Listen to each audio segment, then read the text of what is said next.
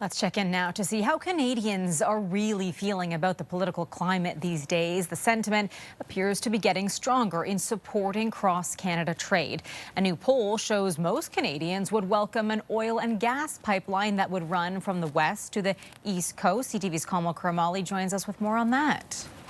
Heather, businesses and politicians have been calling for more interprovincial trade partnerships in the middle of this tariff war with the U.S. Now, Nanos polling shows that 3 in 4 Canadians would support an oil and gas pipeline that would go from Alberta to eastern Canada.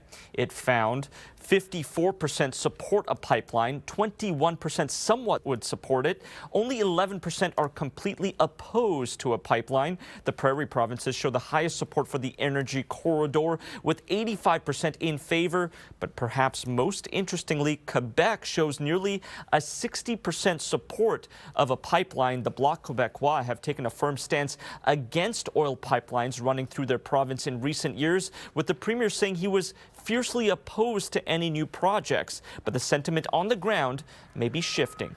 The thing is, Quebec, with hydroelectricity, always prided itself on resisting carbon and pipelines. Fast forward now, with the threats from Donald Trump to the Canadian economy, 6 out of every 10 Quebecers are good with a national energy corridor. Another Nanos poll highlights that 3 in 4 Canadians are also opposed to the idea of an economic union with the U.S., where Canada would adopt the U.S. dollar. The idea would be similar to the European Union, where there's free trade while sharing a common currency. But the results showed 65% of those surveyed were opposed to it, 10% were somewhat opposed. Just a snapshot of the growing rift between Canadians and their American counterparts and the push for Canada to become less dependent on the U.S. Heather. All right, Kamil, thank you.